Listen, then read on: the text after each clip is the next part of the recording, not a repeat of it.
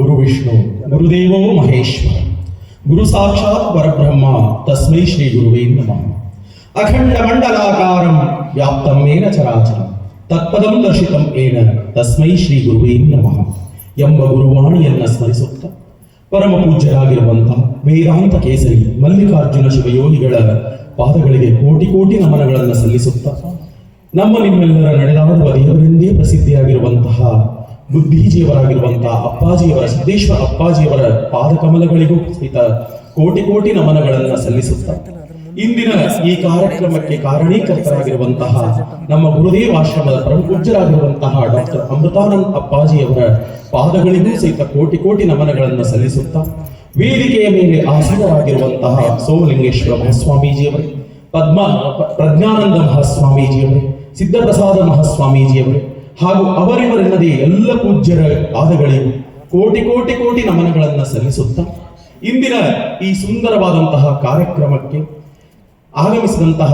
ಎಲ್ಲ ನನ್ನ ತಾಯಂದಿರಿಗೂ, ಸಹೋದರ ಸಹೋದರಿಯರಿಗೂ ಹಾಗೂ ಮಾತಾ ಪಿತರಿಗೂ ಎಲ್ಲರಿಗೂ ಏನಪ್ಪಾ ಅಂದ್ರೆ ಹೃದಯ ತುಂಬಿ ನನ್ನ ಕೋಟಿ ಕೋಟಿ ನಮನಗಳನ್ನು ಸಲ್ಲಿಸುತ್ತಾ ಇವತ್ತು ನನಗೆ ಗುರುಗಳು ಒದಗಿಸಿರುವಂತಹ ಒಂದು ಸೌಭಾಗ್ಯವೇನು ಅಂತ ಕೇಳಿದಾಗ ಯುವ ಜನತೆಯನ್ನ ಕುರಿತು ಪ್ರಸ್ತುತ ಭಾರತದಲ್ಲಿ ಭವ್ಯ ಭಾರತದಲ್ಲಿ ಯುವ ಜನತೆಯನ್ನ ಕುರಿತು ಇವತ್ತು ನೀವು ಒಂದೆರಡು ವಿಚಾರಧಾರೆಗಳನ್ನ ನಮಗೆ ಹೇಳಬೇಕು ಅಂತ ಅಪ್ಪಾಜಿಯವರು ಹೇಳಿದಾಗ ನನಗನಿಸ್ತು, ಯಾವಾಗಲೂ ಹೇಳ್ತಾ ಇರ್ತೀನಿ, ಸೌಭಾಗ್ಯ ಅಥವಾ ಭಾಗ್ಯ ತೆಗಿಬೇಕು ಅಂತಂದ್ರೆ ಯಾವ ರೂಪದಲ್ಲಿ ಬರುತ್ತೋ ಗೊತ್ತಿಲ್ಲ. ಇಂತಹ ಮಹಾತ್ಮರ ದಿವ್ಯ ಸಾನ್ನಿಧ್ಯದೊಳಗ ಎಲ್ಲ ತಾಯಂದಿರು ತಂದೆಂದಿರ ಸ್ಥಾನದಲ್ಲಿ ಬಂದೆರಡು ಮಾತನಾಡಲಿಕ್ಕೆ ನನಗೆ ಅವಕಾಶ ಕೊಟ್ಟಿದ್ದು ಪರಮ ಪೂಜ್ಯರಿಗೆ ಕೋಟಿ ಕೋಟಿ ಕೋಟಿ ನಮನಗಳನ್ನು ಮತ್ತೊಮ್ಮೆ ಸಲ್ಲಿಸುತ್ತಾ ಇವತ್ತು ಯುವ ಜನತೆ ಅಂದ್ರೆ ಯಾರಿಗೆ ಅನ್ನಬೇಕು ಅನ್ನುವಂಥದ್ದನ್ನ ಸ್ಪಷ್ಟವಾಗಿ ಒಂದು ವಿಚಾರಧಾರೆಗೆ ಬರೋಣ. ಯುವಕರು ಅಂತ ಯಾರು ಅನಿಸ್ಕೊಂಡ ಮೇಲೆ ಅವ್ರು ಏನು ಮಾಡಬೇಕಾಗಿತ್ತು, ಏನು ಮಾಡಾಕತ್ತಾರೆ, ಏನು ಆಗಬೇಕಾಗಿತ್ತು, ಏನು ಆಗಲಿಲ್ಲ, ಈ ಎಲ್ಲದರ ಬಗ್ಗೆ ಸವಿಸ್ತಾರವಾಗಿ ನನಗೆ ಕೊಟ್ಟಂತ ಅವಧಿಯಲ್ಲಿ ನನಗೆ ತಿಳಿದ ಮಟ್ಟಿಗೆ ಒಂದೆರಡು ಮಾತುಗಳನ್ನ ನಿಮ್ಮೆಲ್ಲರ ಮುಂದೆ ಹಂಚಿಕೊಳ್ಳುವಂತಹ ಒಂದು ಅವಕಾಶ ನನಗೆ ಬಂದಿರುವುದೇ ನನ್ನ ಸೌಭಾಗ್ಯ. ಆಗಲೇ ಪರಮ ಪೂಜ್ಯ ಅಪ್ಪಾಜಿಯವರು ಇಂಟ್ರಡಕ್ಷನ್ ಪರಿಚಯವನ್ನು ಕೊಡುವಾಗ ಹೇಳಿದ್ರು, ಯುವಕರು ಅಂತ ಯಾರಿಗನ್ನಬೇಕು ಅಂದ್ರೆ ಸ್ವಾಮಿ ವಿವೇಕಾನಂದರು ಹೇಳಿದ್ರು, ಉಕ್ಕಿನಂತಹ ನರಮಂಡಲ, ಕಬ್ಬಿಣದಂತಹ ಮಾಂಸಖಂಡಗಳಿರಬೇಕು, ಪಾದರಸದಂತಹ ರಕ್ತ ಚಿಮ್ಮುತ್ತಿರಬೇಕು, ಅಂತಹವರನ್ನ ಯುವಕರು ಅಂತ ಕರಿಬೇಕು ಅಂತ ಹೇಳ್ತಾರೆ. ಇದರ ಅರ್ಥ ಏನ್ರಿ ಸರ್ ಅಂತ ಹೇಳಿದಾಗ, ಅತ್ಯಂತ ಸದೃಢವಾದಂತಹ ಶರೀರವಿರಬೇಕು, ಸದೃಢವಾದಂತಹ ಮನಸ್ಸಿರಬೇಕು. ದೇಹವೇನೋ ಬಹಳ ಚೆನ್ನಾಗಿ ಗಟ್ಟಿಮುಟ್ಟಾಗಿದೆ, ಆದರೆ ಮನಸ್ಸು ಬಹಳ ಹೊಲಸಾಗಿದೆ, ಮನಸ್ಸು ಬಹಳ ಚಂಚಲವಾಗಿದೆ, ಮನಸ್ಸು ಏಕಾಗ್ರತೆಯೇ ಕೊಡುತ್ತಿಲ್ಲ ಅಂತಂದ ಮೇಲೆ ದೇಹ ಸುಂದರವಾಗಿದ್ದಕ್ಕೆ, ದೇಹ ಕಟ್ಟಮಟ್ಟವಾಗಿದ್ದಕ್ಕೆ ಮಾತ್ರ ನಾವು ಯುವಕರನ್ನಲು ಸಾಧ್ಯವಿದೆಯೇ? ಸಾಧ್ಯನೇ ಇಲ್ಲ. ಯಾಕಂದ್ರೆ ಯುವಕರು ಅಂತ ಅನಿಸ್ಕೋಬೇಕಾದ್ರೆ ಸದೃಢವಾದ ದೇಹದೊಂದಿಗೆ ಸದೃಢವಾದಂತಹ ಮನಸ್ಸನ್ನು ಹೊಂದಿರಬೇಕು. ಈ ಸದೃಢವಾದ ಮನಸ್ಸು ಯಾರಿಂದ ಸಿಗುತ್ತದೆ, ಎಲ್ಲಿ ಸಿಗುತ್ತದೆ ಅನ್ನೋದನ್ನ ವಿಚಾರ ಮಾಡಿದಾಗ ಇಂತಹ ಮಹಾತ್ಮರ ದಿವ್ಯ ಸಾನ್ನಿಧ್ಯದೊಳಗ ಅವರ ನುಡಿಮುತ್ತುಗಳನ್ನ ಕೇಳಿದಾಗ, ಅವರ ಮಾತುಗಳನ್ನ ಕೇಳಿದಾಗ, ಅವರ ಜೀವನವನ್ನ ನಮ್ಮ ಜೀವನದಲ್ಲಿ ಕಿಂಚಿತ್ತಾದರೂ ಅಳವಡಿಸಿಕೊಂಡಿದ್ದಾಗ ಮಾತ್ರ ಅದು ಸದೃಢವಾದಂತಹ ಮನಸ್ಸು ನಿರ್ಮಾಣವಾಗಲಿಕ್ಕೆ ಸಾಧ್ಯವಿದೆ. ಯಾಕಂದ್ರೆ ಶರಣಾದಿ ಶರಣರು ಯೋಗಿಗಳೆಲ್ಲರೂ ಹೇಳಿರುವಂತಹ ಮಾತೇನು ಗೊತ್ತಾ, ಮನಸ್ಸೊಂದು ಮರ್ಕಟವಿದ್ದಂತೆ, ಮನಸ್ಸೊಂದು ಮಂಡ್ಯ ಇದ್ದಂಗೆ, ಆ ಕೊಂಬೆಯಿಂದ ಈ ಕೊಂಬೆಗೆ, ಈ ಕೊಂಬೆಯಿಂದ ಆ ಕೊಂಬೆಗೆ ಜಿಗಿತಾನೇ ಇರುತ್ತೆ. ನಾವು ಮನಸ್ಸು ಹೇಳಿದ್ದನ್ನೆಲ್ಲ ಕೇಳ್ಕೊತ ಹೋದ್ರೆ ನಾವು ಜೀವನದೊಳಗೆ ಏನನ್ನಾದರೂ ಸಾಧನೆ ಮಾಡಲಿಕ್ಕೆ ಸಾಧ್ಯವಿದೆಯೇ? ಸಾಧ್ಯನೇ ಇಲ್ಲ. ಅದಕ್ಕೆ ಇಂತಹ ಮರ್ಕಟವಾಗಿರುವಂತಹ ಮನಸ್ಸನ್ನ ಹತೋಟಿಯಲ್ಲಿ ಇಟ್ಟುಕೊಳ್ಳಬೇಕಾದ್ರೆ ಇವತ್ತಿನ ನಮ್ಮ ಯುವ ಜನತೆ ಮಾಡಬೇಕಾದಂತಹ ಕಾರ್ಯಗಳೇನು ಅನ್ನುವಂಥದನ್ನ ಸ್ವಲ್ಪ ಅರ್ಥ ಮಾಡ್ಕೋಬೇಕಾಗ್ತದೆ. ಇವತ್ತು ನಮ್ಮ ಯುವ ಜನತೆ ಏನು ಮಾಡಬೇಕ್ರಿ ಸರ್? ಹೌದಾ, ಇವತ್ತು ಬಹುಶಃ ಯುವಕರಿಗಿಂತ ಯುವಕರ ಪಾಲಕರೇ ಅತಿ ಹೆಚ್ಚು ಸಂಖ್ಯೆಯಲ್ಲಿ ಇವತ್ತು ನಾವು ಸೇರಿದ್ದೇವೆ. ನೀವು ಪಾಲಕರಾದ ನಿಮ್ಮ ಕರ್ತವ್ಯಗಳ ಬಗ್ಗೆ ಒಂದೆರಡು ಮಾತನಾಡಲೇಬೇಕಾಗುತ್ತದೆ. ಹೌದಾ, ಆ ನಿಟ್ಟಿನೊಳಗೆ ನೋಡಿದಂತಹ ಸಂದರ್ಭದೊಳಗ ಇವತ್ತಿನ ನಮ್ಮ ಯುವಜನತೆ ಎನ್ನುವಂಥದ್ದು ಏನನ್ನ ಅಳವಡಿಸಿಕೊಂಡ್ರೆ ನಾವು ಒಂದು ಸದೃಢವಾದಂತಹ ರಾಷ್ಟ್ರ ಕಟ್ಟುವಂತಹ ಯುವಕರಾಗಲಿಕ್ಕೆ ಸಾಧ್ಯವಿದೆ ಅನ್ನುವಂಥದ್ರ ಬಗ್ಗೆ ನೋಡಿದಾಗ ಶರಣರು ತಮ್ಮ ಸಾಹಿತ್ಯದೊಳಗೆ, ಶರಣರು ತಮ್ಮ ಜೀವನ ಒಂದು ಉದ್ಧಾರ ಮಾಡಿಕೊಳ್ಳುವಂತಹ ನಿಟ್ಟಿನೊಳಗೆ ನಮಗಾಗಿಯೇ ಕೆಲವೊಂದು ವಚನಗಳನ್ನ, ನಮಗಾಗಿಯೇ ಕೆಲವೊಂದು ಪದಗಳನ್ನ, ನಮಗಾಗಿಯೇ ಕೆಲವೊಂದು ಹಿತನುಡಿಗಳನ್ನ ಪರಮ ಪೂಜ್ಯ ಅಪ್ಪಾಜಿಯವರು ಅನೇಕ ಸಾವಿರಾರು ಪ್ರವಚನಗಳೆಲ್ಲ ಯುವ ಜನತೆಯನ್ನು ಕುರಿತು ಎಷ್ಟು ಅದ್ಭುತವಾದಂತಹ ಮಾತುಗಳಿವೆ. ಆ ನಿಟ್ಟಿನೊಳಗೆ ನಮ್ಮ ಯುವ ಜನತೆ ಮಾಡಬೇಕಾಗಿದ್ದ ಕೆಲಸ ಬಹಳ ಕಡಿಮೆ, ಒಂದು 5-6 ಕೆಲಸ ಅಷ್ಟು ಮಾಡಿಬಿಟ್ರೆ ಏನಾಗ್ತದ ಅನ್ನೋದನ್ನ ನಾವು ತಿಳ್ಕೋಬೇಕಾಗ್ತದೆ. ಏನು ಮಾಡಬೇಕಾಗಿದೆ ನಮ್ಮ ಯುವ ಜನತೆ ಅಂತ ಕೇಳಿದಾಗ ಒಂದು ಬಹಳ ಮುಖ್ಯವಾದಂತ ಕೆಲಸ ಮಾಡಬೇಕಾಗಿದೆ. ಏನಂದ್ರೆ, ಬರುವ ನಿದ್ರೆಯ ತಗ್ಗಿಸಲು ಬೇಕು, ಜನಗಳ ಪರಿಚಯ ಇಲ್ಲದಂತಿರಬೇಕು, ಮಾತಿನ ಹರಿವು ಬಿಟ್ಟಿರಬೇಕು, ಬಹು ಏಕಾಂತವಿರಬೇಕು, ಹಿರಿದ ಶನವನ್ನು ಬಿಟ್ಟಿರಲೇಬೇಕು, ಮರೆಯಬೇಕು ಪ್ರಪಂಚ ವಾಸನವನ್ನೆಲ್ಲ ಅಂತ ಶರಣಾದಿ ಶರಣರು ಹೇಳಿರುವಂತಹ ಮಾತುಗಳು. ಇಷ್ಟೇ ಮಾಡಬೇಕಾಗಿದೆ ನಮ್ಮ ಯುವ ಜನತೆ, ಬಹಳ ಏನೂ ಮಾಡಬೇಕಾಗಿಲ್ಲ. ಬರುವ ನಿದ್ರೆಯ ತಗ್ಗಿಸಲು ಬೇಕು. ಸರ್, ನಿದ್ದೆ ಬಂದಾಗೆಲ್ಲ ಮಕ್ಕೋತೀನಿ ಅಂತಂದ್ರೆ ಸಾಧನೆ ಆಗ್ಲಿಕ್ಕೆ ಸಾಧ್ಯವಿದೆ? ನಿದ್ದೆ ಬಂದಾಗೆಲ್ಲ ನಾ ಮಕ್ಕೋತೀನಿ ಅಂತಂದ್ರೆ ಸಾಧನೆ ಮಾಡ್ಲಿಕ್ಕೆ ಸಾಧ್ಯವಿದೆ? ಇಲ್ಲ. ಅದಕ್ಕೆ ಹೇಳ್ತಾರೆ, ಬರುವ ನಿದ್ರೆಯ ತಗ್ಗಿಸಲು ಬೇಕು. ಹೌದಾ? ಮಾತಿನ ಹರಿವು ಬಿಟ್ಟಿರಬೇಕು ಅಂತ ಹೇಳ್ತಾರೆ. ಮಾತಿನ ಹರಿವು ಬಿಟ್ಟಿರಬೇಕು ಅಂದ್ರೆ ಅದರ ಅರ್ಥ ಏನ್ ಗೊತ್ತಾ? ಇವತ್ತು ನಮ್ಮ ಯುವಜನತೆ ಏನ್ ಮಾಡಬೇಕಾದ್ರೆ ಮೊಬೈಲ್ಗಳನ್ನ ಕಡಿಮೆ ಮಾಡಬೇಕಾಗಿದೆ. ಇವತ್ತು ನಮ್ಮ ಜೀವನದೊಳಗೆ ಅತೀ ಮುಖ್ಯವಾಗಿ ನಾವು ಮಾಡಬೇಕಾಗಿರುವಂತಹ ಅತಿ ಅತ್ಯಮೂಲ್ಯವಾದಂತಹ ಕರ್ತವ್ಯ ಒಂದೇನಾದರೂ ಇದ್ರೆ ಅದು ನಮ್ಮ ಮೊಬೈಲ್ಗಳ ಬಳಕೆಯನ್ನು ಅತಿ ಕಡಿಮೆ ಮಾಡಬೇಕಾಗಿದೆ. ನಾವು ಮೊಬೈಲ್ ಬಿಡು ಅಂತ ಹೇಳಕತ್ತಿಲ್ಲ, ನನ್ನ ಮಾತಿನ ತಾತ್ಪರ್ಯವನ್ನು ಅರ್ಥ ಮಾಡ್ಕೋಬೇಕಷ್ಟೇ. ಯಾಕಂದ್ರೆ ಇವತ್ತು ಜಗತ್ತು ನಾವು ಸ್ಪೀಡ್ದಲ್ಲಿ ಹೊಂಟಿದ್ದೇವೆ, ವಿಶಾಲವಾಗಿ ಕಂಪ್ಯೂಟರ್ ಯುಗದಲ್ಲಿದ್ದೇವೆ, ಅದರಲ್ಲಿದ್ದೇವೆ, ಇದರಲ್ಲಿದ್ದೇವೆ ಅಂತ ಹೇಳ್ತಾ ಇದೀವಲ್ಲ, ಆ ಯುಗದೊಂದಿಗೆ ಹೋಗುವುದು ನಮ್ಮ ನಿಯಮ. ಆ ನಿಯಮದಲ್ಲಿ ನಾವು ಮೊಬೈಲ್ ಅನ್ನು ಎಷ್ಟು ಬಳಸಬೇಕು, ಏತಕ್ಕಾಗಿ ಬಳಸಬೇಕು, ಇದರಿಂದ ನನ್ನ ಈ ಒಂದು ಮೊಬೈಲ್ಗಳಿಗೆ ನಾವೊಂದು ನೋಡುವುದರಿಂದ ನನ್ನ ಜೀವನ ಉದ್ಧಾರವಾಗಿತ್ತೆ ಅಥವಾ ಅವನತಿಯತ್ತ ಹೋಗ್ತಾ ಇದೀವೋ ಏನು ಅನ್ನುವಂಥದ್ರ ಬಗ್ಗೆ ದಯವಿಟ್ಟು ನಮ್ಮ ಯುವಜನತೆ ಏನಪ್ಪಾ ಅಂದ್ರೆ ಇದನ್ನೊಂದು ಸ್ವಲ್ಪ ದಯವಿಟ್ಟು ತಿಳ್ಕೊಳ್ಳೇಬೇಕಾಗಿರುವುದು. ಹೌದಾ? ಯಾಕಂದ್ರೆ ಮೊಬೈಲ್ ಒಳ್ಳೆಯದಕ್ಕೂ ಅದ, ಕೆಟ್ಟದ್ದಕ್ಕೂ ಅದ. ಹೌದಾ? ನಾವು ಯಾವುದಕ್ಕೆ ಬಳಕೆ ಮಾಡುತ್ತೇವೆ ಅನ್ನುವಂಥದ್ರ ಮ್ಯಾಲ ನಮ್ಮ ವ್ಯಕ್ತಿತ್ವ ಅನ್ನುವಂಥದ್ದು ನಿರ್ಧಾರವಾಗುತ್ತೆ. ಅದಕ್ಕೆ ದಯವಿಟ್ಟು ಏನಪ್ಪಾ ಅಂತಂದ್ರೆ ಇಲ್ಲಿ ಮೊಬೈಲ್ಗಳನ್ನ ನಮ್ಮ ಯುವಜನತೆ ಆದಷ್ಟು ಎಷ್ಟು ಸಾಧ್ಯವಿದೆಯೋ ಅಷ್ಟು ಕಡಿಮೆ ನೋಡಲಿಕ್ಕೆ ಪ್ರಯತ್ನ ಮಾಡಬೇಕು. ನಿನ್ನ ಅಧ್ಯಯನಕ್ಕೆ, ನಿನ್ನ ಜೀವನಕ್ಕೆ ಉಪಕಾರಿಯಾಗುವಂತಹ ಕೆಲಸಗಳೇನಾದರೂ ಅದರಲ್ಲಿ ಇದ್ದರೆ ನೋಡಬೇಕು. ಅದನ್ನು ಬಿಟ್ಟು ನಾವು ದಾರಿ ತಪ್ಪಿ ಹೋಗುವಂತಹ ಕೆಲಸಕ್ಕೆ ಹೋಗುವುದಾದರೆ ಅಂತಹ ದೃಶ್ಯಗಳನ್ನ ಇವತ್ತು ನಮ್ಮ ಯುವಜನತೆ ಅತೀ ಹೆಚ್ಚು ಹಾಳಾಗಿದ್ದು ಎರಡೇ ಕಾರಣದಿಂದ. ಒಂದು ಕೈ ಒಳಗಿನ ಮೊಬೈಲ್, ಇನ್ನೊಂದೇನಪ್ಪ ಆ ಮೊಬೈಲ್ ನೋಡಿ ಅವ್ರು ಹೆಂಗೆ ಮಾಡ್ಯಾರ ಹಂಗೆ ಮಾಡಕ್ ಹೋಗಿ ನಮ್ಮ ಯುವಜನತೆ ಏನಾಗ್ತಾ ಇದೆ ಅಂತಂದ್ರೆ ಸ್ವಲ್ಪ ಸತ್ಯಾನಾಶದ ಹಾದಿಗೆ ಹೊಂಟಿದೀವಿ ನಾವು.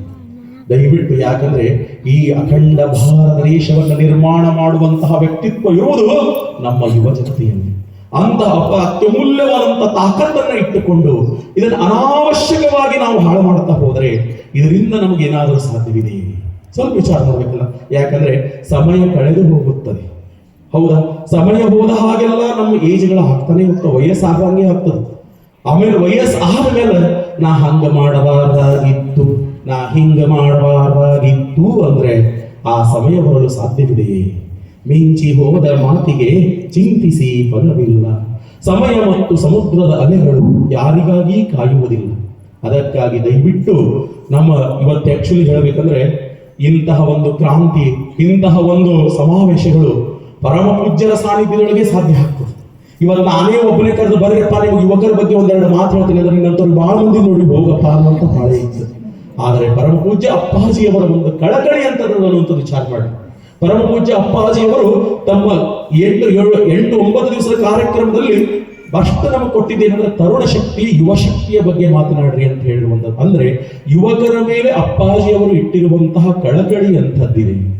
ಇಂತಹ ಮಹಾತ್ಮರ ದಿವ್ಯ ಸಾನ್ನಿಧ್ಯದಲ್ಲಿ ಪಳಗುವಂತಹ ನಾವು ಎಂಥವರಾಗಬೇಕು ಅನ್ನುವಂಥದ್ದನ್ನ ವಿಚಾರ ಮಾಡಿಬೇಕು. ಯಾಕಂದ್ರೆ ಪರಮ ಪೂಜ್ಯ ಅಮೃತಾನಂದ ಅಪ್ಪಾಜಿಯವರ ಗರಡಿಯಲ್ಲಿ ಬೆಳೆಯುತ್ತಿರುವಂತಹ ಯುವಕರು ನಾವೆಲ್ಲ ಮುಂದೊಂದು ದಿವಸ ಹೆಂಗಾಗಬೇಕಂದ್ರೆ ರಾಮಕೃಷ್ಣ ಪರಮಹಂಸರ ಹಿಂದೆ ಸ್ವಾಮಿ ವಿವೇಕಾನಂದರು, ತುರ್ಯಾನಂದರು, ಶಿವಾನಂದರು, ಶ್ರದ್ಧಾನಂದರು ಅಂತೇನ ಹಲವಾರು ದೇಶವನ್ನು ಉದ್ಧಾರ ಮಾಡಲಿಕ್ಕೆ ಶಿಷ್ಯಂದರು ತಯಾರಾದವಲ್ಲ, ಅವರೆಲ್ಲರೂ ಯುವಕರೇ ಆಗಿದ್ದರು.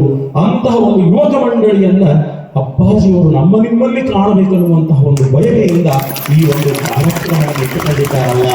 ದಯವಿಟ್ಟು ಆ ಕಡೆ ನಮ್ಮ ಯುವ ಶಕ್ತಿ ಏನಪ್ಪಾ ಅಂದ್ರೆ ಗಮನ ಹರಿಸಬೇಕಾಗಿರುವಂಥದ್ದು ಅಂತ. ಅದಕ್ಕೆ ದಯವಿಟ್ಟು ಮೊಬೈಲ್ಗಳ ಬಳಕೆಯನ್ನ ಎಷ್ಟು ಸಾಧ್ಯವಿದೆಯೋ ಇವತ್ತು ನೋಡ್ರಿ, ಇವತ್ತು ಇಂತಹ ಸುಂದರವಾದ ವಾತಾವರಣದೊಳಗೆ ಗುರುದೇವರ ಪಾದುಕೆಯನ್ನು ತೆಗೆದುಕೊಂಡು ಬಂದ್ವಿ. ಅಪ್ಪಾಜಿಯವರ ಸ್ವಾಗತವಾಯಿತು. ಗುರುದೇವರು ಇಲ್ಲಿಯೇ ವಾಸ ಮಾಡಿ ತಮ್ಮ ಎಲ್ಲ ಪ್ರವಚನಗಳು ಇಂತಹ ಪುಣ್ಯಭೂಮಿಯಲ್ಲಿ ನಮಗಾಗಿ ಹೆಚ್ಚಿದ್ರಲ್ಲ. ಇಂತಹ ಪುಣ್ಯಭೂಮಿಯಲ್ಲಿ ಕೂತು ಇವತ್ತೊಂದು ನಾವು ಪ್ರತಿಜ್ಞೆಯನ್ನು ಮಾಡಬಹುದಲ್ಲ ನಮ್ಮ ಸಂಗುನಂಗ, ಹೌದಾ? ಇಂದಿನಿಂದ ನಾವು ಅನಾವಶ್ಯಕವಾಗಿ ಮೊಬೈಲ್ಗಳನ್ನು ನೋಡುವುದಿಲ್ಲ ಅನ್ನುವಂತಹ ಒಂದು 4-5 ಜನ ಯುವಕರೇನಾದರೂ ನೀವು ಪ್ರತಿಜ್ಞೆ ಮಾಡಿದ್ದೇ ಆದರೆ ಬಹುಶಃ ಇವತ್ತಿನ ಈ ಕಾರ್ಯಕ್ರಮ ಸಾರ್ಥಕವಾದೀತು ಅನ್ನುವಂತಹ ನನ್ನ ಮನದ ಇಚ್ಛೆಯಾಗಿದೆ, ಹೌದಾ? ಜೊತೆಗೆ ಇಲ್ಲೇನಪ್ಪಾ ಅಂದ್ರೆ ಬರುವ ನಿದ್ರೆಯ ತಗ್ಗಿಸಲು ಬೇಕು ಅಂತ ಹೇಳಿ ಜನಗಳ ಪರಿಚಯವಿಲ್ಲದಂತಿರಬೇಕು, ಮಾತಿನ ಹರಿವು ಬಿಟ್ಟಿರಬೇಕು. ಇದು ನಮ್ಮ ಯುವಜನತೆ ತಮ್ಮ ಶಕ್ತಿಯನ್ನ ಬರೀ ಯುವಜನತೆ ಎಂದು ಬರೀ ಹುಡುಗರ ತಿಳ್ಕೋಬಾರ್ದು. ಯುವ ತಾರೆಯರು, ಯುವ ವಿದ್ಯಾರ್ಥಿನಿಯರು, ಎಲ್ಲರೂ ಒಟ್ಟು ಯುವಕರು ಅಂದ್ರೆ ವಿದ್ಯಾರ್ಥಿನಿಯರು ಬತ್ರು, ವಿದ್ಯಾರ್ಥಿಗಳು ಬತ್ರು, ಎಲ್ಲರೂ ಬಂದ್ರು. ಶಕ್ತಿ ಯಾರು ಬಂದಿದ ಅವರೆಲ್ಲ ನಾವು ಯುವಕರು ಅಂತ ಅರ್ಥ, ಹೌದಾ? ತರುಣ ಶಕ್ತಿ ಅಂತ ಹಾಕ್ಯಾರ ಅಪ್ಪಾಜಿಯವರು, ಹೌದಾ?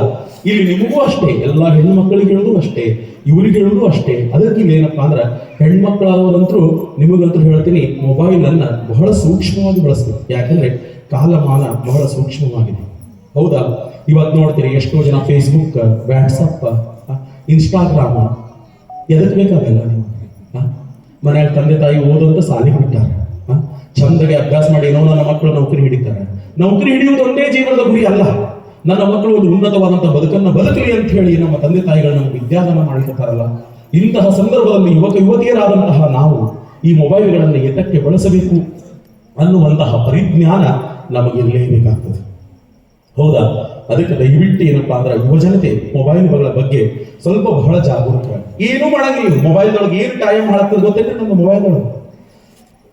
ಏನೂ ಇಲ್ಲ. ಯಾರೋ ಒಂದು ದೊಡ್ಡ ಬಂಗ್ಲೆ ಮುಂದೆ ನಿಂತು ಒಂದು ಫೋಟೋ ತಕ್ಕೋತೀರಿ, ಫೋಟೋ ತಕ್ಕೊಂಡು ಫೇಸ್ಬುಕ್ಗೆ ಹಾಕ್ತೀರಿ. ಹಾಕಿದ್ಮೇಲೆ ಅದ್ರ ಬಂಗ್ಲೇನೂ ನಿಂದಲ್ಲ, ಆ ಕಾರೂ ನಿಂದಲ್ಲ, ಮೊಬೈಲ್ ಒಂದೇ ನಿಂದು ಒಂದು ಫೋಟೋ ತಕ್ಕೊಂಡು ಫೇಸ್ಬುಕ್ಗೆ ಹಾಕ್ತೀವಿ. ಹಾಕಿದಾಗ ನಿಮ್ದೆಲ್ಲ ಫೇಸ್ಬುಕ್ ಒಳಗೆ ನಿಮ್ಮ ಫ್ರೆಂಡ್ಸ್ ಅಂತೀರಿ, ಅವ್ರು ಯಾರೂ ನಿಮ್ಗೆ ಪರಿಚಯ ಇಲ್ಲ. ಅವ್ರ ಮುಖ ನೀವು ನೋಡಿಲ್ಲ, ನಿಮ್ಮ ಮುಖ ಅವ್ರು ನೋಡಿಲ್ಲ ಫೇಸ್ಬುಕ್, ಹೌದಾ? ಇಲ್ಲ ಅವ್ರು ಕಮೆಂಟ್ ಮಾಡ್ತಾರೆ, ನಿಮ್ಗೆ ಏನ್ ಮಾಡ್ತಾರೆ? You are looking like a king of Mysore ಅಂತ ಕಳ್ಸಾರ. ನೀನ್ ನೋಡಿದ್ರೆ ಸೇಮ್ ಮೈಸೂರು ರಾಜ ನೋಡ್ದಂಗೆ ಹಾಕ್ತಾರೆ. ಒಂದು ಕ್ಷಣ ಯೋಚನೆ ಮಾಡೋದು, ನೀ ಮೈಸೂರು ರಾಜ ಅಂದ್ರೆ ಫೋಟೋದಲ್ಲಿ ಹಾಕ್ತಿದ್ದೆ ಇಲ್ಲಲ್ಲ? ಒಂದು ಕ್ಷಣ ಯೋಚನೆ ಮಾಡ್ರಿ, ನಿನ್ನಂತ ಬರಗೆಟ್ಟಿದ್ದಕ್ಕೆ ಕಿಂಗ್ ಆಫ್ ಮೈಸೂರು ಅಂತ ಕರೀತಾರ ಅಂದ್ರೆ ಅದೆಂತ ಬರಗೆಟ್ಟಿದ್ದಿರ್ಬೇಕಾಗಿ. ಇಂಥದಕ್ಕಾಗಿ ನಮ್ಮ ಸಮಯವನ್ನು ಹಾಳು ಮಾಡುವುದೇ, ಇಂಥದ್ದಾಗಿ ನಮಗೆ ಭಗವಂತ ಕೊಟ್ಟ ಅಮೂಲ್ಯವಾದಂತಹ ಸಮಯವನ್ನು ಹಾಳು ಮಾಡುವುದೇ. ದಯವಿಟ್ಟು ಹೇಳ್ತಾ ಇದ್ದೀನಿ, ಸಾಧನೆಯ ಶಿಖರವನ್ನು ಏರಬೇಕಾದ್ರೆ ಸ್ವಲ್ಪ ತ್ಯಾಗ ಬೇಕೇ ಬೇಕು, ಹೌದಾ? ಇವತ್ತು ನಮ್ಮ ಯುವಜನತೆ ಯಾಕೆ ಹಾಳಾಗ್ತೀವಿ ಅಂದ್ರೆ ತ್ಯಾಗ ಮನೋಭಾವನೆ ಇಲ್ಲ. ನಾವೇ ನಿಮಗೆ ಅರಣ್ಯಕ್ಕೆ ಹೋಗಂದಿಲ್ಲ, ಕಟ್ಟಿಗೆ ತಗೊಂಡ್ಬಾ ಅಂದಿಲ್ಲ, ನೀವೆಲ್ಲ ಹಂಗ ಹಿಂಗ ಇರ್ರಪ್ಪ ಬಂದಿಲ್ಲ. ಚಂದಗೆ ಇರೋ, ಚಂದಗೆ ಓದ್ರಿ, ಚಂದಗೆ ಕಲೀರಿ, ಮನೆತನದ ಕೀರ್ತಿಯನ್ನು ಹೆಚ್ಚಿಸ್ರಿ, ಗುರುದೇವರ ಕೀರ್ತಿಯನ್ನು ಹೆಚ್ಚಿಸ್ರಿ ಅನ್ನುವಂಥ ನಿಟ್ಟಿನೊಳಗೆ ನಿಮ್ಮನ್ನು ನಾವು ಬಿಟ್ಟಿದ್ದೀವಿ, ಹೌದಾ? ಅದಕ್ಕಾಗಿ ದಯವಿಟ್ಟು ಹೇಳ್ತಾ ಇದ್ದೀನಿ, ಮೊಬೈಲ್ಗಳನ್ನು ಅತೀ ಕಡಿಮೆ ಮಾಡಿದರೆ ನಾವು ಬಹಳಷ್ಟು ಉದ್ಧಾರವಾಗ್ತೀವಿ. ಈ ಮಾತು ನಾನು ಹೇಳ್ತಾ ಇಲ್ಲ. ನಮ್ಮ ಸ್ಪರ್ಧಾತ್ಮಕ ಜಗತ್ತಿನಲ್ಲಿ ನಾವು IAS ಆಫೀಸರ್ ಆಗಿರುವಂತಹ ರಾಹುಲ್ ಸಂಕನೂರ್ ಅಂತೇನೋ ಒಬ್ಬರಿದ್ರು. ಅವರನ್ನು ನಾವು ಕರೆಸಿದಾಗ ಆತ ಹೇಳಿದ್ದು ಒಂದೇ ಮಾತು, 2 ವರ್ಷಗಳ ಕಾಲ ನಾನು ನನ್ನ ಮೊಬೈಲ್ ಅನ್ನ ಕೈಯಲ್ಲಿ ಹಿಡಿಯಲಿಲ್ಲ, ಇವತ್ತು ನಾನು ಜಿಲ್ಲಾಧಿಕಾರಿಯಾಗಿ ಮೆರೆಯುತ್ತಿದ್ದೇನೆ ಅನ್ನುವಂತ ಮಾತನ್ನು ಹೇಳಿದ್ರಲ್ಲ. ಇದು ಸಾರ್ಥಕರ ಮಾತಲ್ಲವೇ? ಅವ್ರು ಹೇಳ್ತಾರೆ 75,000 ರೂಪಾಯಿ ಸ್ಯಾಲರಿ ಇದ್ರೂ ಬಿಟ್ಟು ಮೊಬೈಲ್ ಬಿಟ್ಟು 2 ವರ್ಷಗಳ ಕಾಲ ಓದಿ ಇವತ್ತು ಒಂದು ಇಡೀ ಜಿಲ್ಲೆಯನ್ನ ಆಡಳಿತ ಮಾಡ್ತಾ ಇರ್ತಾರಲ್ಲ. ಇದರ ಹಿಂದೆ ಪರಿಶ್ರಮ ಅಂದ್ರೆ ಏನದರ ಅರ್ಥ? ಮೊಬೈಲ್ ಅನ್ನ ತ್ಯಾಗ ಮಾಡಬೇಕು ಅಂತ ಅರ್ಥ. ಇದನ್ನ ಸ್ವಲ್ಪ ಎಲ್ಲ ನನ್ನ ಯುವಜನತೆ ಅರ್ಥ ಮಾಡಿಕೊಳ್ಳಬೇಕು. ಇನ್ನು 3ನೇದಾಗಿ ಏನಪ್ಪಾ ಅಂತ ಕೇಳಿದಾಗ ಮಾತಿನ ಹರಿವು ಬಿಟ್ಟಿರಬೇಕು ಅಂತ ಹೇಳ್ತಾರೆ. ಸುಮ್ಮನೆ ಹಾಳು ಹರಟೆ ಹಾಕೋದ್ರಿ. ಅವ ಹಂಗಂದ ಈಕಿ ಹಿಂಗ, ಅವ್ರ ಹಂಗಂದ್ರು ಇವ್ರು ನನಗೆ ಹಂಗಂದ್ರು, ಅವ್ರನ್ನ ನಾನು ನೋಡ್ಕೋತೀನಿ, ಇವ್ರನ್ನ ನೀ ನೋಡ್ಕೋತಿ, ಮುಂದೆ ಇವನಿಗೂ ಒಂದು ಟೈಮ್ ಬರ್ತೈತಿ, ಈಗ ನನಗೂ ಒಂದು ಟೈಮ್. ಎದಕ್ಕೆ ಬೇಕು ಬೈಬಲ್? ಎದಕ್ಕೆ ಬೇಕು ವಿಚಾರ ಮಾಡಿಲ್ಲ? ಸುಮ್ಮನೆ ಕಾಲ ಹರಣ ಮಾಡೋದ. ಒಂದು ಮಾತು ಹೇಳಿರಿ, ಅಂದವರು ನಮ್ಮವ್ರೆ, ಅಲ್ಲಾದವರು ಹೌದಾ? ಏನಂದಾರ ಅವ್ರು ಬಹಳ ಏನಂದಾರ, ನಿನ್ನಂತ ಏನು ಉದ್ಧಾರ ಹಾಕಿವೆ ಅಂದಾರ, ನಿನ್ನಂತ ಏನು ಉದ್ಧಾರ ಹಾಕಿ ಅಂತಂದಿರ್ತಾರೆ. ಹೌದು, ಅವ್ರು ಅಂದ ಮಾತ್ರ ನಾವು ಹಾಳಾಗಿ ಬಿಟ್ವಿ. ಎದಕ್ಕೆ ಹೇಳ್ತಾರೆ ಶರಣರು? ನಿಂದಕರಿರಬೇಕು ಹೊಲಸು ಹಂದಿಯ ಹಾಗೆ, ನಿಂದಕರಿರಬೇಕು ಹೊಲಸು ಹಂದಿಯ ಹಾಗೆ ಅಂದ್ರೆ ನಮ್ಮ ಪಾಪ ಕರ್ಮಗಳನ್ನು ತೊಳಿಲಾಕ ಅವ್ರು ಬೇಕೇ ಬೇಕು. ಅವ್ರಿಗೆ ನಾವು ಎದುರು ಉತ್ತರ ಕೊಟ್ವಿ ಅಂದ್ರೆ ನಾವು ಪಾಪಿಗಳೇ. ಅದಕ್ಕೆ ಅವ್ರು ಏನಂತಾರೆ, ಅದಕ್ಕೆ ಯಾವಾಗಲೂ ಶರಣ ಇರ್ತಾರೆ. ಇವತ್ತು ಯಾರೋ ಒಬ್ರು ನಿಮಗೆ ಬೈತಾರೆ, ಬೈದ ಕೂಡ ಸಿಟ್ಟಿಗೆ ಬರಬಾರ್ದು. ಶರಣರು ಎಷ್ಟು ಇರ್ತಾರೆ, ಬೈದವರೆಲ್ಲ ಬಂಧುಗಳೆಂಬೆ, ಜರಿದವರೆಲ್ಲ ಜನ್ಮ ಬಂಧುಗಳೆಂಬೆ, ಹೊಗಳಿದವರೆಲ್ಲ ಬನ್ನ ಶೂಲದಲ್ಲಿಕ್ಕಿದರೆಂಬೆ ಕೂಡಲ ಸಂಗಮ ದೇವ ಅಂತ ಹೇಳಿ. ಇವತ್ತು ಯಾರೋ ಒಬ್ರು ನಿಮಗೆ ಬಂದು ಬೈದಾರ, ಎದಕ್ಕೋ ಒಂದು ಕಾರಣಕ್ಕೆ ಬೈದಾರ, ನಿಂದು ಸರಿಯೋ ತಪ್ಪೋ ಬೈದಾರ. ಆ ಬೈದವ್ರಿಗೆ ಉತ್ತರ ಕೊಡಕ್ ಹೋಗಬೇಡ, ಬೈದವ್ರು ದೊಡ್ಡವ್ರು ಅನ್ಕೊಳ್ಬೇಕು ಅಷ್ಟೇ. ಹೌದಾ? ಒಳ್ಳೇದು, ನಾನು ತಪ್ಪು ದಾರಿಯಲ್ಲಿದ್ರೆ ಅವ್ರು ಬೈದಿದ್ದಾರೆ ತಿದ್ದುಕೊಳ್ಳೋಣ. ನಾನು ತಪ್ಪು ದಾರಿಯಿಲ್ಲ ಆದ್ರೂ ಬೈದಿದ್ದಾರೆ, ಅದು ಅವ್ರ ಪಾದಕ್ಕೆ ಬಿಟ್ಬಿಡೋಣ. ಅವ್ರ ಜೊತೆ ವಾದ ವಿವಾದಕ್ಕೆ ಇಳಿಯುವಂತಹ ಕಾರ್ಯ ಯಾವತ್ತಿಗೂ ಮಾಡಬಾರ್ದು. ಯಾಕಂದ್ರೆ ಶರಣರು ಹೇಳ್ತಾರೆ, ಬಹಳ ಅದ್ಭುತವಾದಂಥ ಮಾತುಗಳು ಹೇಳ್ತಾರೆ ಅವ್ರು ಶರಣರು. ಯಾಕಪ್ಪ ಅಂದ್ರೆ ಒಂದ್ ಟೈಮ್ ನೋಡ್ರಿ, ಈಗ ಅವ್ರು ಹಂಗಂದ್ರು ಇವ್ರು ಹಿಂಗಂದ್ರು ಅಂತ ನಾವು ಇದನ್ನೇ ತಲೆಯಾಗ ಗೋಸ್ ಮಾಡ್ಕೊತ ಕುಂದ್ರಿ, ಇದೇ ಆಕಿ ಮತ್ತಿಷ್ಟು ದ್ವೇಷ ಭಾವನೆ ಬೆಳೀತದೆ. ಅವರಿವರ ಬಗ್ಗೆ ದ್ವೇಷ ಭಾವನೆ ಬೆಳೀತದೆ ಹೊರತು ಪ್ರೀತಿ ಭಾವನೆ ಬರ್ಲಕ್ಕೆ ಸಾಧ್ಯನೇ ಇಲ್ಲ. ಹೌದಾ? ಅದಕ್ಕೆ ಯಾವಾಗಲೂ ಹೇಳ್ತೀನಿ, ಅನಾವಶ್ಯಕವಾಗಿ ಕಾಲಹರಟೆ ಮಾಡಬಾರ್ದು. ಕೆಲವರು ಬೈಲಾಕತ್ತೇ ಹುಟ್ಟಿರ್ತಾರೆ ಈ ಭೂಮಿ ಮೇಲೆ, ನಮ್ಮ ತಪ್ಪಿರ್ಲಿ ಇರದೇ ಒಟ್ಟು ನಮಗೆ ಯಾವತ್ತೂ ಒಂದು ಟೀಕೆ ಮಾಡಾಕತ್ತೇ ಇರ್ತಾರ ಅವ್ರು ನಮ್ಮ ಜೋಡಿ. ಅಂತವ್ರಿಗಂತೂ ಪುರಂದರ ದಾಸರು ಹೇಳ್ತಾರ, ವೈರಿಯ ಹೆಸರು ನಿನ್ನ ಮನೆಯ ಮಗನಿಗಿಡು ಅಂತ ಹೇಳ್ತಾರೆ. ನೋಡು, ವೈರಿಯ ಹೆಸರು ನಿಮ್ಮ ಮನೆಯ ಮಗನಿಗಿಡು. ಯಾಕಂದ್ರೆ ಅವನ ಹೆಸರು ಕರೆದಾಗ ಒಮ್ಮೆ ನೀ ಬಹಳ ಜಾಗೃತವಾಗಿರ್ತೀಯ. ಹೌದಾ? ಅದಕ್ಕೆ ದಯವಿಟ್ಟು ಏನಪ್ಪಾ ಅಂದ್ರೆ ನಮ್ಮ ಯುವ ಜನತೆ ಏನದಿರಲ್ಲ, ನೀವು ಎಲ್ಲದರೊಳಗೂ ಸ್ಟ್ರಾಂಗ್ ಆಗಲಿಲ್ಲ. ಈಗ ಅಮೃತಾನಂದ ಅಪ್ಪಾಜಿಯವರು ಇದು ಫುಲ್ ಎಲ್ಲ ಅಶೋಕ ಒಂದು ತಾಸು ಕಸರತ್ತು ಮಾಡಿದಾಗ ಫುಲ್ ಬೆವರು ಇರ್ತದೆ. ಸುಮ್ಮನೆ ನಾವು ನೀವು ಇಷ್ಟ ಮಾಡ್ತೀವಿ, ಒಮ್ಮೆ ಬೆವರು ಇಳಿಸಿಲ್ಲ ಇಲ್ಲ, ಸ್ವಲ್ಪ ಆರಾಮ್ ತಿಂದು ಒಂದು ಆರಾಮ್ ಹೆಂಗಿರ್ಬೇಕು ಹಂಗದೀವಿ ನಾವು. ಆದರೂ ಸ್ವಲ್ಪ ಏನಪ್ಪಾ ಅಂದ್ರೆ ಅಪ್ಪಾಜಿಯವರು ಏನು ಮಾಡ್ತಾ ಇದ್ದಾರೋ ಅದರೊಳಗಿಂದ ಒಂದು ಸಾಸಿವೆ ಕಾಳಷ್ಟಾದ್ರೂ ನಾವು ಅಳವಡಿಸ್ಕೊಳ್ಳೋಣ. ಅಂದಾಗ ಈ ಜನ್ಮ ಸಾರ್ಥಕವಾದಿತ್ತು ಅನ್ನುವಂಥದ್ದು. ಒಂದು ಮಾತು ಹೇಳ್ತಾ ಇರ್ತೀನಿ, ಅವರು ಇವರು ಯುವ ಜನತೆ ಏನು ಟೈಮ್ ಪಾಸ್ ಮಾಡ್ತೀವಿ ನೋಡಿ ನಾವು, ಅವ್ರ ಇವ್ರ ಬಗ್ಗೆ ಮಾತಾಡಿ ಟೈಮ್ ಪಾಸ್ ಮಾಡಕತ್ತೀವಲ್ಲ, ಇವ್ರ ಬಗ್ಗೆ ಒಟ್ಟ ತಲೆ ಕೆಡಿಸ್ಕೋಬೇಡ. ಯಾಕಂದ್ರೆ ಜನ ಹೆಂಗಿದ್ರು ಒಂದಂತಾರೆ, ಜನದ ಬಗ್ಗೆ ತಲೆ ಕೆಡಿಸ್ಕೋಬೇಡ. ನಮಗೇನು ತಲೆಯಾಗಿರ್ಬೇಕು ಹೇಳಿ, ನನಗೆ ನಮ್ಮ ಯುವ ಜನತೆ ತಲೆಯಾಗಿರ್ಬೇಕಾಗಿದೆ ಗೊತ್ತು. ತಂದೆ ತಾಯಿಗಳ ಆಶೀರ್ವಾದ ನಮ್ಮ ಮೇಲೆ, ಇಂತಹ ಪೂಜ್ಯರ ಆಶೀರ್ವಾದ ನಮ್ಮ ಮೇಲದ. ಹೌದಾ? ಗುರು ಹಿರಿಯರ ಆಶೀರ್ವಾದ ನಮ್ಮ ಮೇಲಿದ್ದಾಗ ಯಾವ ನಾಯಿ ಬೊಗಳಿದರೆ ನನಗೇನು? ಹೌದು, ಯಾಕಂದ್ರೆ ನಾವು ಸಾಮಾನ್ಯರಲ್ಲ. ಇಂಥ ಅದ್ಭುತವಾದಂತಹ ವಾತಾವರಣದಲ್ಲಿ ಕೂತು 4 ಹಿತನುಡಿಗಳನ್ನ ಪೂಜ್ಯರಿಂದ ನಾವು ಕೇಳ್ತೀವಿ ಅಂತಂದ ಮೇಲೆ ನಾವು ಸಾಮಾನ್ಯರೇ, ನಾವು ಸಾಮಾನ್ಯರಲ್ಲ. ಸಾಮಾನ್ಯರಂತೆ ನಾವು ಎಂದೂ ವರ್ತಿಸಲೂಬಾರದು. ನಾವಿರುವುದು ಒಂದು ಗುರುವಿನ ಬಲದಲ್ಲಿ, ಒಂದು ಗುರುವಿನ ಆರಾಧ್ಯ ಸನ್ನಿಧಿಯಲ್ಲಿ, ಗುರುದೇವರ ಮಾರ್ಗದರ್ಶನ ನಮ್ಮ ಮೇಲೆ ಅಂದ ಮೇಲೆ ನಾವೇನಪ್ಪಾ ಅಂದ್ರೆ ಯಾರಿಗೂ ಅಂಜದೆ ಅಳಕದೆ ಏನಪ್ಪಾ ಅಂದ್ರೆ ನಮ್ಮ ಕಾರ್ಯದಲ್ಲಿ ನಾವು ತೊಡಗಬೇಕು ಅಂತ ಅರ್ಥ. ಅಂದಾಗ ಮಾತ್ರ ಈ ಜನ್ಮದ ಸಾರ್ಥಕತೆಯನ್ನ ನಾವು ಪಡೀಲಿಕ್ಕೆ ಸಾಧ್ಯವಾಗುತ್ತೆ. ಹೌದಾ?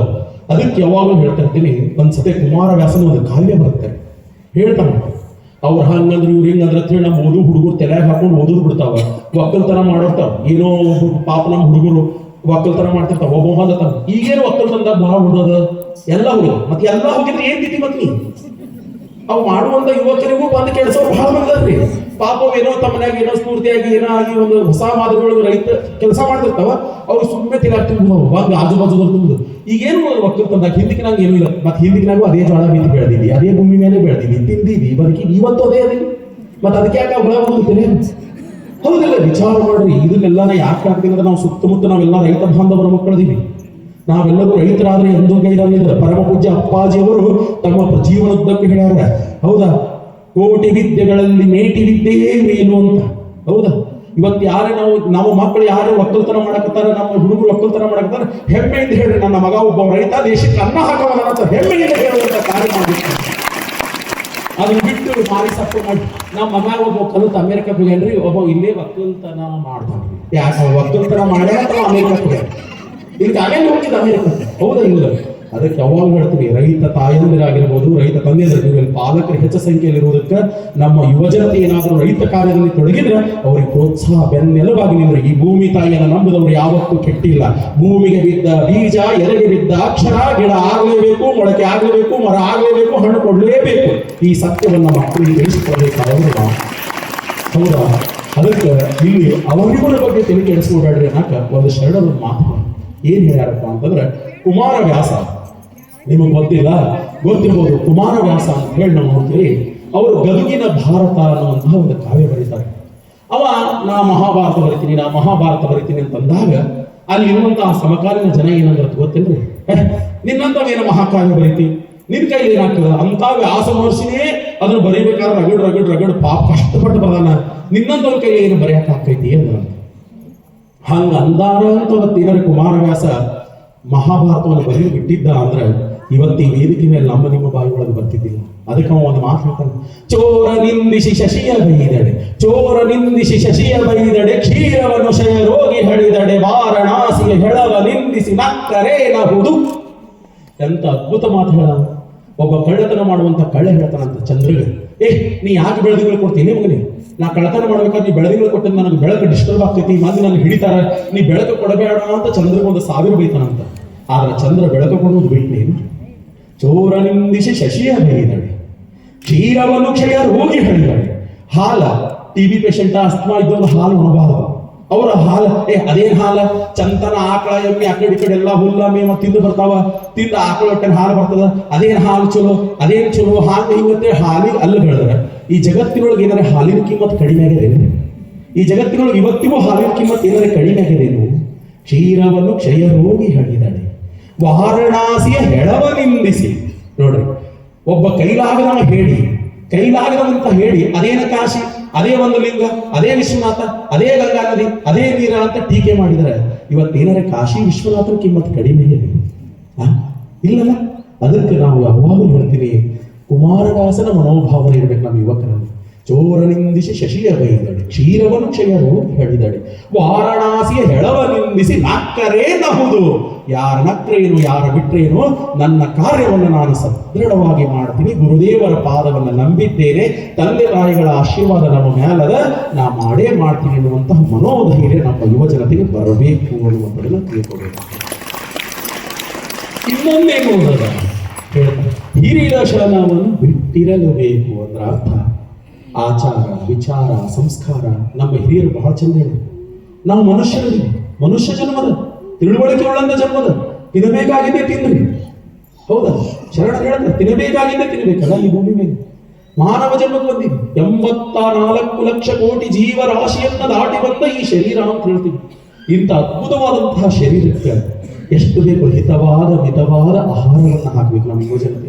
ಇವತ್ತು ನೋಡ್ತಾ ಇರ್ತೀವಿ, ಅದಕ್ಕೆ ನಾವು ಸ್ವಲ್ಪ ಬದ್ಧರ ಇಲ್ಲ, ನಮ್ದು ಹೊಟ್ಟೆ ಭಾಳ ಬಂದಿರ್ತಾರೆ. ಆದ್ರೆ ನೀವು ಒಂದು ಮಾತು ಹೇಳ್ತೀನಿ, ಯಾಕಂದ್ರೆ ಆಹಾರ ಪದ್ಧತಿ ಒಳಗೆ ಬಹಳ ನಮ್ಮ ಯೋಗಿಗಳ ಹಾಗೆ. ಹೌದಾ, ಯಾವತ್ತು ಹೇಳ್ತೀವಿ ತಿನ್ನಬೇಕಾಗಿದ್ದನ್ನ ತಿನ್ನಬೇಕು, ಮಾತನಾಡಬೇಕಾಗಿದ್ದನ್ನ ಮಾತನಾಡಬೇಕು, ಇವೆಲ್ಲ ತಿಳ್ಕೋಬೇಕು. ಅದಕ್ಕೆ ಆಹಾರ ಪದ್ಧತಿಯನ್ನೂ ಸಹಿತ ನಾವೇನಪ್ಪಾ ಅಂದ್ರೆ ಸ್ವಲ್ಪ ಅಳವಡಿಸ್ಕೊಳ್ಬೇಕಾಗ್ತದೆ. ಹೌದಾ, ಇವತ್ತು ನಮ್ಮ ಯುವತಿಯರು ಅಂದ್ರೆ ವಿದ್ಯಾರ್ಥಿನಿಯರು ಕೇಳಿದ್ರೆ ಅವ್ರ ಬ್ಯಾಗ್ನಾಗ ತೆಗಿರ್ಬೇಕಾದ್ರೆ ಬರೀ ಚಾಕ್ಲೇಟ ಕುರುಕುರೆ ಇವೇ ಅದ ಅವ್ರ ಬ್ಯಾಗ್ನಾಗ. ಈ ಕಡೆ ನಮ್ಮ ಹುಡುಗರು ಬ್ಯಾಗ್ನಾಗ ತೆಗೀರಿ ಗುಟ್ಟಕ ಅವೇನು ಮತ್ತಿರಬಾರ್ದು ವಸ್ತುಗಳೆಲ್ಲ ಅವೇ. ಯಾಕೆ ಇದು ಎದಕ್ಕೆ ಬೇಕು ನಮಗೆ? ಭಗವಂತ ಕೊಟ್ಟಿರುವ ಇಂತಹ ಈ ಸುಂದರವಾದ ಶರೀರ ಬಸವಣ್ಣನವರು ಹೇಳಿದ್ರು, ಎಲ್ಲ ದೇಹವೇ ದೇಗುಲ ಅಂತ ಹೇಳಿ. ಇಂತಹ ದೇಗುಲಕ್ಕೆ ಪವಿತ್ರವಾದಂತಹ ತೀರ್ಥ ಪ್ರಸಾದವನ್ನ ಹಾಕಬೇಕೇ ವಿನಃ ಅನಾವಶ್ಯಕವಾಗಿ ಶರೀರ ಹಾಳು ಮಾಡುವಂತಹ ತಿಂಡಿ ತಿನಿಸುಗಳನ್ನ ಹಾಕಿ ಈ ಶರೀರವನ್ನು ಒಮ್ಮೆ ಹೋದ್ರೆ ಬರ್ತೀವಿ, ಹುಟ್ಟಿದ ಹುಳ ಒಮ್ಮೆ ಸಾಯಲೇಬೇಕು ಅಂತ ನಿಮ್ಗೆಲ್ಲರಿಗೂ ಗೊತ್ತದ. ಆದ್ರೆ ಸಾಯು ಟೈಮ್ಸ್ ಹತ್ರ ಬಾಚ ನಡಮದ್ದೇಳ ಯಾರು ಹೋಗಾರ ಇಂಥ ಚಟ ಮಾಡಿದವೇ ಮಾಡ. ಹೌದಾ ಇಲ್ಲ? ಅದಕ್ಕೆ ದಯವಿಟ್ಟು ಹೇಳ್ತಾ ಇದ್ದೀನಿ, ಯುವ ಶಕ್ತಿ ಅನ್ನುವಂಥದ್ದು ಬಹಳ ಅದ್ಭುತವಾದಂತಹ ಶಕ್ತಿ ಅದ. ಅದಕ್ಕೆ ದಯವಿಟ್ಟು ಏನಪ್ಪಾ ಅಂದ್ರೆ ಎಲ್ಲರಿಗೂ ಹೇಳ್ತಾ ಇದೀವಿ, ಯಾರ್ಯಾರ ಮನ್ಯಾಗ ಪಾಲಕರು ಬಹಳ ಎಚ್ಚರಿಕೆಯಿಂದ ಇರಬೇಕಿದ್ರಾಗ. ಬರೀ ನಾವು ವಿದ್ಯಾರ್ಥಿಗಳು ಇವತ್ತು ಅಪ್ಪ ಅವರು ಯುವ ಜನತೆಗೆ ಹೇಳಂದಾರ ತಿಳ್ಕೊಂಡಂದ್ಮೇಲೆ ಯುವ ಜನತೆ ಅಷ್ಟಲ್ಲ, ಯುವ ಜನತೆಯನ್ನು ಸದೃಢವಾಗಿ ನಿರ್ಮಾಣ ಮಾಡುವಲ್ಲಿ ತಂದೆ ತಾಯಿಗಳ ಪಾತ್ರವೂ ಬಹಳ ಮುಖ್ಯವಾಗಿದೆ. ಯಾಕಂತ ಹೇಳಿ ಹೇಳ್ತಿದ್ದ, ನೀವೇ ಮನೆಯಾಗ ಕೂತ ಹುಡುಗನ ಕೈಲಿ ಅಸಣ್ಣ ಕೂಸೋದು, ಈಗ 6ನೇ ಹೇಳುತ್ತೆ, ಅದ್ರ ಕೈಯಾಗ ಗುಟ್ಕ ತಗೊಂಡು ಬಾ, ಒಂದ್ ಚೀಟಿ ತಂಬಾಕ್ ತುಂಬ ಹೋಗ್, ಒಂದ್ ಸಿಗರೇಟ್ ತುಂಬ ಹೋಗ್ ಅತ್ತ ಮಗನ ಕೈಯಾಗ 10 ರೂಪಾಯಿ ಕೊಟ್ಟು ನೀ ಸಿಗರೇಟ್ ಸರಿಸಿ ಸೇರಾಕತ್ತಾಗ ಆ ಹುಡುಗಿಗೆ ಅವ ಮಾಡಕತ್ತಾಗ ನೀ ಸೇರ್ಬೇಡಪ್ಪ ಅಂದ್ರೆ ಅವ ಹೇಗೆ ಕೇಳಪ್ಪ? ವಿಚಾರ ಮಾಡ್ಬೇಕು, ವಿಚಾರ ಮಾಡ್ಬೇಕು. ಇವತ್ತು ನಾ ಎಷ್ಟೋ ಜನ ತಂದೆ ತಾಯಿಗಳಲ್ಲಿ ನೋಡ್ತಾ ಇದ್ದೀವಿ, ಆ ಮಕ್ಕಳಿಗೆ ದಬಾದಬ ಹೊಡಿತಿರ್ತಾರೆ. ಯಾಕಂದ್ರೆ ಸರ್ ಅವ ನಿನ್ನೆ ಗುಟ್ಕಾ ತಿಂದ, ಅವ್ರ ಬಾಯಿಗೆ ಗುಟ್ಕಾ ತಿನ್ನೋದು ಹಚ್ಚಲಾಗಿದೆ. ಮತ್ತ ನೀ ತಿನ್ನು ಮುಂದೆ ನೀ ಆ ಖುಷಿ ತಿನ್ನಬೇಡ ಅಂತ ಹೇಳುವ ನೈತಿಕ ಹಕ್ಕು ನಿಮಗಿಲ್ಲ. ನೀವೇನಿಲ್ಲ, ನನಗೆ ಹೋಗಾಗ ಬೈದ್ರಿ, ನನಗೇನು ಬೈಸ್ಕೊಳಕ್ಕೆ ಬಂದಿಲ್ಲ. ಯಾಕಂದ್ರೆ ಬೈದವರೆಲ್ಲ ಬಂಧುಗಳೆಂಬ ಅದೇ ಹೇಳ್ತೀನಿ. ಹೌದಾ? ಅದಕ್ಕೆ ದಯವಿಟ್ಟು ಹೇಳ್ತೀನಿ, ಪಾಲಕರಾದಂತಹ ನಾವು ಸ್ವಲ್ಪ ಜಾಗರೂಕ. ಯಾಕಂದ್ರೆ ಇಂತಹ ಗುರುದೇವರ ಸನ್ನಿಧಿಗಳು ಇದರೊಳಗೊಮ್ಮೆ 3 ತಲೆಮಾರಿನ ಗುರುದೇವರನ್ನ ಕಂಡವರಿದ್ದೀರಿ. ಮಲ್ಲಿಕಾರ್ಜುನ ಅಪ್ಪಾಜಿಯವರು, ಸಿದ್ದೇಶ್ವರ ಅಪ್ಪಾಜಿಯವರ, ಪರಮ ಪೂಜ್ಯ ಅಮೃತಾನಂದ ಅಪ್ಪಾಜಿಯವರನ್ನ ಕಾಣ್ತಾ ಇರುತ್ತೇವೆ ನಾವೆಲ್ಲ. ಇಂತಹ ದಿವ್ಯ ಮಹಾತ್ಮರ ಸಾನ್ನಿಧ್ಯದಲ್ಲಿ ಬಂದಂತಹ ನಾವು, ಅವರ ಶಿಷ್ಯಮಕ್ಕಳು ಅಂತ ಅನಿಸಿಕೊಂಡಂತಹ ನಾವು, ನಮ್ಮ ನಡೆ, ನಮ್ಮ ನುಡಿ, ನಮ್ಮ ಹಾವ, ನಮ್ಮ ಭಾವ ಹೇಳಬೇಕು ನೀವು ಗುರುದೇವ ಆಶ್ರಮದಿಂದ ಬಂದವರೇನು ಅಂತ ಮಾತನಾಡಬೇಕು. ಅಂತಹ ವ್ಯಕ್ತಿತ್ವವನ್ನು ರೂಪಿಸಿಕೊಳ್ಳುವಂಥವರು ನಾವಾದಾಗ ಮಾತ್ರ ಆ ಹೇಳಿಕೆ, ಆ ಎಲ್ಲ ಸಿದ್ಧಾಂತಗಳಿಗೆ ನಾವು ಸರಿಯಾಗಲಿಕ್ಕೆ ಸಾಧ್ಯವಿದೆ. ಹೌದಾ? ಅದಕ್ಕೆ ಪಾಲಕರಾದವರಿಗೂ ಒಂದು ಮಾತು, ಕಿವಿ ಮಾತು, ನನ್ನ ತಾಯಿಯಂದರಿಗಾಗಲಿ ತಂದೆಯಂದರಿಗಾಗಲಿ ಎಲ್ಲರಿಗೂ ಒಂದು ಮಾತು. ಮಕ್ಕಳ ಮುಂದೆ ಅನಾವಶ್ಯಕವಾಗಿ ಜಗಳ ತೆಗೆಯುವುದಾಗಲಿ, ಮಕ್ಕಳಿಂದ ಅನಾವಶ್ಯಕವಾಗಿ ಸಂಸಾರದ ವಿಷಯಗಳ ಬಗ್ಗೆ ಸುಮ್ಮನೆ ಅವಕ್ಕೆ ಎಂಟಿಟ್ಟುಕೊಂಡು ಬೈಯುವುದಾಗಲಿ, ಅವೆಲ್ಲ ನಿಮ್ಮೊಳಗೆ ಬಗೆಹರಿಸ್ಬೋದು. ಯಾಕಂದ್ರೆ ಅದನ್ನು ಮುಂದಿನ ಪೀಳಿಗೆಗೆ ಒಂದು ಕೊಡ್ರಿ. ಮುಂದಿನ ಪೀಳಿಗೆ ಎಂತ ಕೊಡ್ರಿ ಅಂದ್ರೆ, ನಮ್ಮ ಅಪ್ಪ ಹಿಂಗೆ ಬದುಕಿದ್ದ, ನಾವು ನಮ್ಮ ಅಪ್ಪನ ಹಿಂಗೆ ವಜ್ರದಿಂದ ಬದುಕಬೇಕು, ನಮ್ಮ ಅಪ್ಪನಿಗೆ ನಾವು ಹೆಸರನ್ನು ಗಳಿಸಬೇಕು ಅನ್ನುವಂತಹ ರೀತಿ ಒಳಗೆ ಬೆಳೆಸುವಂತಹ ಕಾರ್ಯ ನಿಮ್ಮ ತಂದೆ ತಾಯಿಗಳ ಮೇಲಿರುವಂತಹ ಅತ್ಯಮೂಲ್ಯವಾದಂತಹ ಹೊಣೆ ಅದು. ಯಾಕಂದ್ರೆ ನಾವು ಏನ್ ಮಾಡಬೇಕು, ಫಾಲೋ ಮಾಡಿ, ಬೇವಿನ ಬೀಜವ ಬಿತ್ತಿ ಮಾವಿನ ಫಲ ಬಯಸಬೇಕು. ಸಣ್ಣಂದಿರ್ತಾವ ಬರೇ ಬೇವಿನ ಬೀಜನ ಬಿತ್ತೀವಿ ನಾವು. ಅವ್ರ ಹಂಗ ಇವ್ರ ಹಿಂಗ, ನಿಮ್ ಕಾಕ ಹಂಗ, ನಿಮ್ ಬಾಬಾ ಹಿಂಗ, ಅವ್ರ ಬಾಳ್ ನೀಚ, ಇವ್ರ ಬಾಳ್ ನೀಚ, ಅವ್ರ ಈ ಜಗತ್ತೇ ನಾವು ಒಬ್ಬರೇ ಸುತ್ತದೀವು.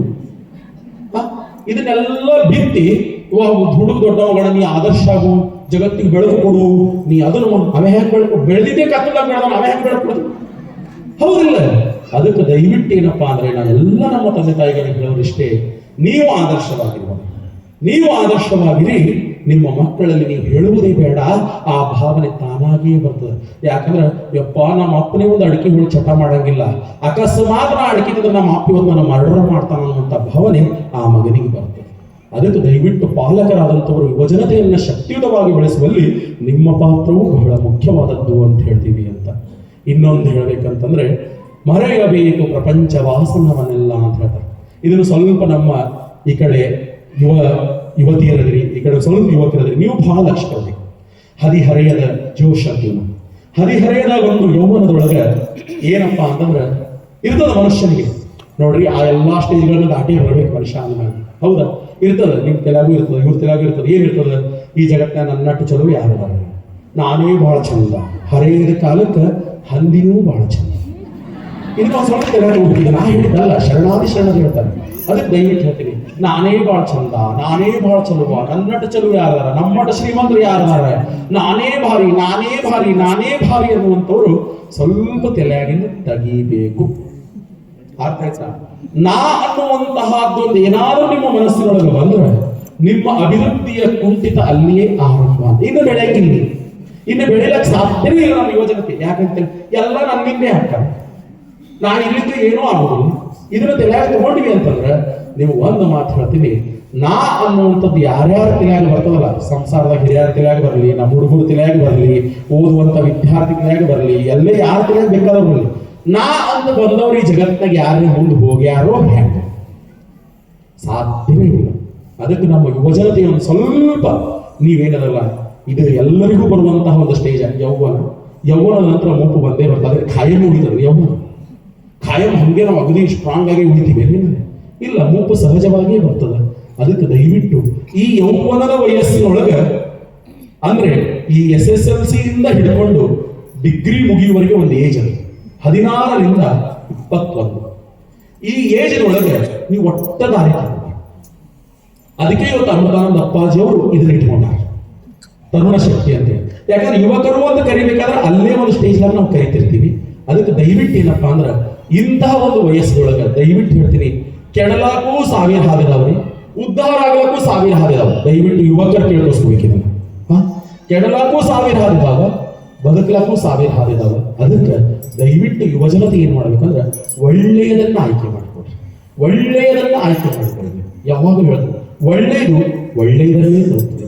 ಅದಕ್ಕೆ ಯಾವಾಗಲೂ ಶರಣಾದಿ ಹೇಳ್ತಾರೆ, ಇವತ್ತಿನ ಯುವಜನತೆ ಎಲ್ಲಿ ಹಾಳಾಗಬೇಕು ಗೊತ್ತೇನೆ ನಾವು, ನಮ್ಗೆ ಸತ್ಸಂಗ ಇಲ್ಲ ಸರ್. ಫಸ್ಟ್ ಬೇಕಾಗಿದ್ದೆ ಮುಖ್ಯವಾಗಿ ಸತ್ಸಂಗ ಬೇಕು ನಾವು. ಹೌದಾ? ಸತ್ಸಂಗ ಅಂದ್ರೆ ಏನು? ಈ ಕೂತೀವಿ ನೋಡ ನಾವು, ಇದು ಸತ್ಸಂಗ. ಸರ್, ಈ ಸತ್ಸಂಗದಿಂದ ಏನು ಲಾಭ ಅದರಿ ಸರ್? ಸತ್ಸಂಗದಿಂದ ಏನು ಲಾಭ ಅಂದ್ರೆ, ಗೆಜ್ಜಿ ಸರ್ ಅಂತ ಒಂದು ಸ್ಪೀಚ್ ಮಾಡಕ್ ಒಂದು ಗುರುನಾಥ ಅವಕಾಶ ಕೊಟ್ಟಲ್ಲ, ಇದೇ ಸತ್ಸಂಗದ ಲಾಭ. ಹೌದಾ? ಯಾರು ಗೊತ್ತಿದೆ ಗೆಜ್ಜಿ ಸರ್ ಇಲ್ಲೇ? ನಾ ಗೊತ್ತಿರ್ಬೋದು ನನ್ನ ವಿದ್ಯಾರ್ಥಿಗಳಿಗೆ. ಆದ್ರೆ ಇವತ್ತು ಈ ಸಾವಿರಾರು ತಾಯಂದರಿಗೆ ತಂದರಿಯರಿಗೆ ಎಲ್ಲರಿಗೂ ಪರಿಚಯ ಮಾಡಿ ಕಾತ್ರಾಳಗಾಂಧ್ರೊಳಗೆ ಎಜ್ಜಿ ಸರ ಅಂತ ಪರಿಚಯ ಮಾಡಿಸಿದ್ರಲ್ಲ, ಇದು ಯಾರಂದ್ರೆ ಸತ್ಸಂಗದ ಮಹಿಮೆ. ಅಪ್ಪಾಜಿಯವರ ಸಾನ್ನಿಧ್ಯದೊಳಗೆ ಬಂದಿದ್ದಕ್ಕೆ ಇಂತಹ ಒಂದು ಭವ್ಯವಾದಂತಹ ವೇದಿಕೆ ಸಿಕ್ತಲ್ಲ.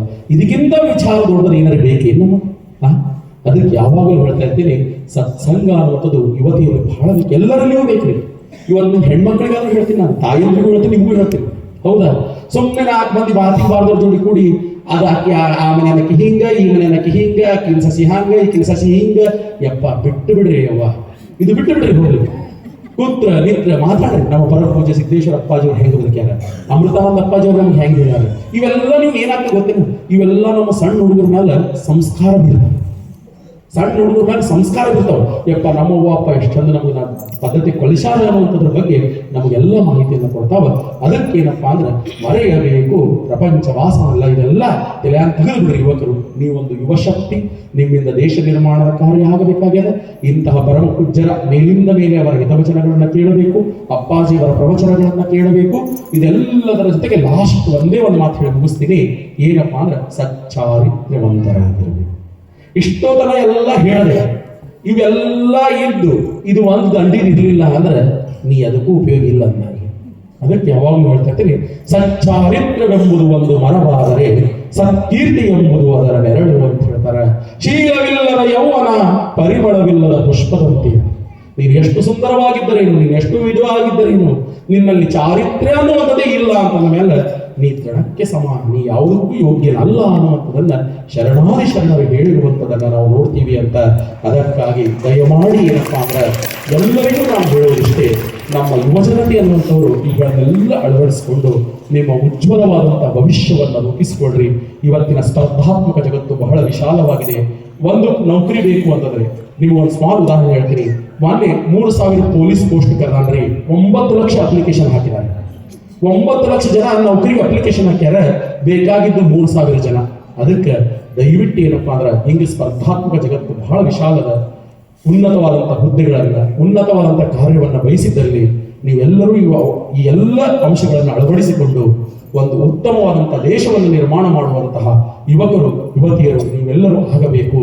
ಮುಂದೊಂದು ದಿನ ನಮ್ಮ ಭವ್ಯ ಭಾರತ ದೇಶ ಅನ್ನಬೇಕು. ಇಂತಹ ಸುಂದರವಾದಂತಹ ಯುವಕರು ಇಂತಹವರ ಸಾನ್ನಿಧ್ಯದೊಳಗೆ ಏನಪ್ಪಾ ಅಂದ್ರೆ ಬೆಳೆದು ಇಂತಹ ಭವ್ಯವಾದಂತಹ ರಾಷ್ಟ್ರ ನಿರ್ಮಾಣ ಮಾಡ್ಯಾರ ಅನ್ನುವಂತಹ ರೀತಿ ಒಳಗೆ ಹೇಳ್ತಾ, ಕೊನೆಯದಾಗಿ ಯುವಜನತೆ ನಿಮ್ಮ ತಂದೆ ತಾಯಿಗಳ ಬಗ್ಗೆ ಗೌರವವಿರಲಿ, ನಿಮ್ಮ ತಂದೆ ತಾಯಿಗಳನ್ನ ಪ್ರೀತಿಸಿರಿ. ತಂದೆ ತಾಯಿಗಳನ್ನು ವೃದ್ಧಾಶ್ರಮಕ್ಕೆ ಬಿಡುವಂತಹ ಮಕ್ಕಳು ನಮ್ಮ ಭಾರತ ದೇಶದಲ್ಲಿ ಬೇಡ. ತಂದೆ ತಾಯಿಗಳನ್ನ ಸಂಸ್ಕಾರಯುತವಾಗಿ ನೋಡಿಕೊಳ್ಳುವಂತಹ ಮಕ್ಕಳು ನೀವೆಲ್ಲರೂ ಆಗಬೇಕು ಅನ್ನುವಂತಹ ರೀತಿ ಒಳಗೆ ಹೇಳ್ತಾ, ಇನ್ನೊಂದೇನಪ್ಪಾ ಅಂತಂದ್ರೆ ದಯವಿಟ್ಟು ಯಾವ ಯೂನಿವರ್ಸಿಟಿಗಳು ಕೊಡದೇ ಇರುವಂತಹ ನೋಬೆಲ್ ಪಾರಿತೋಷಕ್ಕಿಂತಲೂ ಉನ್ನತವಾದಂಥದ್ದು, ಭಾರತ ರತ್ನಕ್ಕಿಂತಲೂ ಉನ್ನತವಾದಂತಹ ಒಂದೇ ಒಂದು ಪದವಿ ಪಡಿಬೇಕಾಗಿದೆ ನಮ್ಮ ಯುವಜನತೆ.